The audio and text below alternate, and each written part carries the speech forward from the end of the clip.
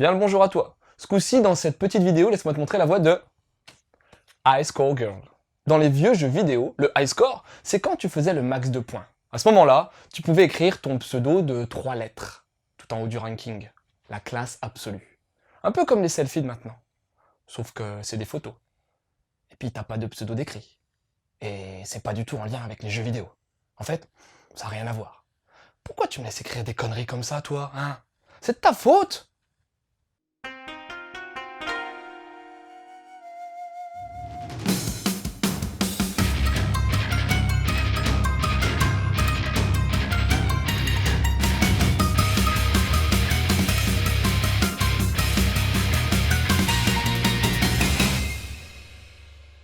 On est en 91, 1991. À cette époque-là, le monde était différent. Pas d'internet, pas de réseaux sociaux, pas de mangado. Eh ouais. Mais en contrepartie, t'avais l'âge d'or des game centers, des salles d'arcade quoi. Et pourquoi l'âge d'or? Ben tout simplement car un jeu faisait un carton phénoménal à l'époque. Street Fighter 2, yeah man. Et Yaguchi Haruo, le jeune héros de cette histoire, il passait des heures à astiquer le manche de ce jeu. Enfin, il n'arrêtait pas de frotter son joystick. Bref, t'as compris ce que je voulais dire. Et il est pas mauvais le bougre.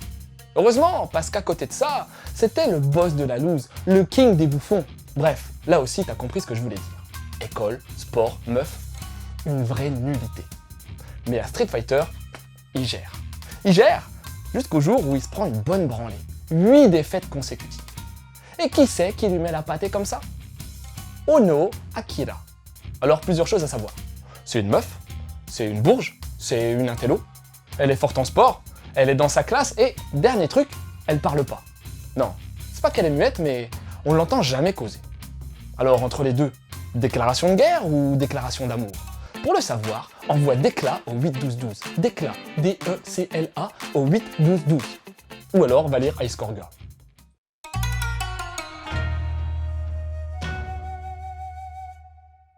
Ce titre est pas si moche qu'il n'y paraît. Laisse-moi t'expliquer.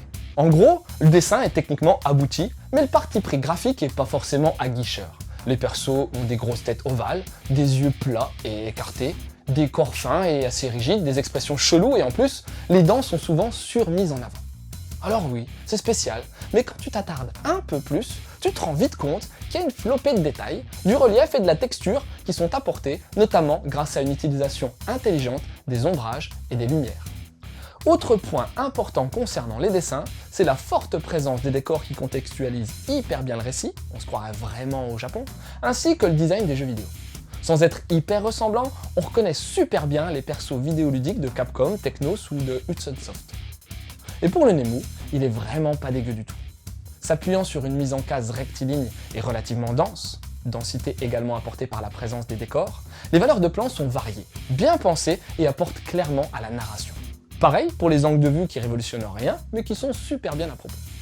Pour l'édition française, avant de commencer, je regrette de ne pas avoir une continuité dans l'édition d'Oshikiri Rensuke dans l'Hexagone. Ouais, on en causera tout à l'heure, mais Bip Bip Boy et Personnage sont sortis chez Omake Manga, mais là, c'est Manabook qui a raflé la mise. Ceci étant dit, j'ai vraiment rien à reprocher à Mana sur son édition. L'impression et la reliure sont très réussies et l'adaptation utilise correctement le champ lexical du jeu vidéo. En fin de volume, tu trouveras un chapitre bonus, un teaser du volume 2 et aussi 2 planches sur la mère du héros que j'ai trouvé vraiment très fun. Et en plus, la jaquette est superbe. Même si elle est complètement différente de la cover originale, j'ai vraiment bien kiffé le vernis sélectif, surtout les manips de versus fighting type carte de cercle avant plus point. Et comme en plus je kiffe le jaune...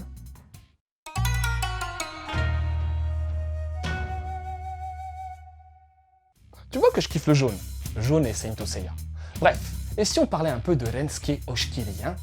Si j'étais feignant, je ferais un copier-coller de ce que j'ai dit dans ma chronique de Bip Bip Boy. Mais bon. Oshikiri Rensuke, qui est un gros gamer, c'est l'auteur de ce manga. C'est son pseudo car son vrai nom c'est Kanzaki Ryota.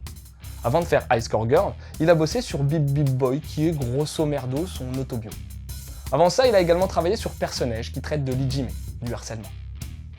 High Score Girl est une série finie en 10 volumes qui a commencé en 2010.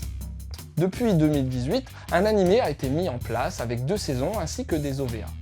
Et comme c'est Netflix qui distribue, la série est quand même assez connue, surtout auprès des gamers. Car ouais, Même si High Score Girl est avant tout une histoire d'amour entre deux gamins de 10-12 ans, t'as également une grosse toile de fond concernant le jeu vidéo et surtout le rétro gaming. Alors j'avais bien apprécié Bip Bip Boy, mais je lui avais trouvé quelques lacunes concernant la temporalité bordélique de sa narration et le manque de fil conducteur. Mais pour High Score Girl, le résultat est encore plus convaincant puisque ses défauts se sont estompés, voire envolés. Bien sûr, j'ai grave kiffé les références vidéoludiques omniprésentes tout au long de ce volume. Que ce soit en lien avec l'arcade ou bien avec les consoles de salon, tu sens que le père Oshkili est un passionné de gaming. Passionné et connaisseur, car il traite non seulement de références incontournables, mais aussi de jeux moins mainstream, mais tout aussi pertinents. Selon moi, l'atout majeur de ce titre reste quand même le développement de l'histoire d'amour-amitié. Ouais, une relation toute particulière entre nos deux protagonistes va émerger et tu sens l'évolution des sentiments du côté d'Haruo, mais aussi d'Akira. C'est alambiqué, ça mixe amour, amitié, concurrence, reconnaissance, jalousie, mais aussi respect. Bref, cet aspect-là a été bien travaillé. Dommage que les autres persos soient pas autant développés. D'autant plus que le pari de ne pas faire parler la nana était très risqué, mais bon, sur un seul volume, ça passe. Sinon, un autre aspect qui m'a carrément plu, c'est l'ambiance véhiculée par ce manga. Comment dire ? En fait, on sent totalement la moiteur de l'été et le ressenti qu'on peut avoir à cet âge-là vis-à-vis des grandes vacances. La chaleur, la quasi-dilatation des durées avec des journées qui peuvent prendre des formes d'aventures épiques, la peur de voir les vacances se terminer. Et je sais pas si c'est également dû à la canicule de cet été, mais ça a grave marché sur moi. High Score Girl est donc un manga vraiment bien construit. Faisant la part belle aux fans de contenu sur le jeu vidéo japonais, il ne néglige pas pour autant le développement narratif de son histoire et de ses personnages. Un moment fort agréable qui remplit carrément son contrat en mettant une bonne grosse couche de nostalgie de la jeunesse. Et dans le même genre alors ? Faut que tu lises Bip Bip Boy, Pico Pico Shounen en VO. Du même auteur, ce manga te permettra de rester dans cette fabuleuse ambiance qu'est le rétro gaming japonais et, cerise sur le gâteau, tu retrouveras même les prémices d'High Score Girl dans un des chapitres. Sinon, je vais tout de même te conseiller, si tu l'as pas déjà vu, de mater l'anime d'High Score Girl. Bon, même si ce dernier est pas foufou en termes de réalisation, j'ai vraiment adoré l'insertion de capture de jeux vidéo. Et ils ont même pensé au scanline alors. Et enfin, si jamais tu veux découvrir à quoi pourrait ressembler le héros d'High Score Girl en vrai, quand il sera vieux, je te conseille vivement de te renseigner sur l'émission de Florent Gorge, Collector's Quest. Kezako ? Une émission où on va te faire découvrir des collections et des collectionneurs de jeux vidéo. En plus, la saison 3, qui est sur le point de sortir, s'attache à te présenter ce phénomène au Japon. Voilà, c'était Loot, j'espère que cette petite chronique t'aura donné envie de lire High Score Girl. Je te laisse et continue de suivre la voie du manga.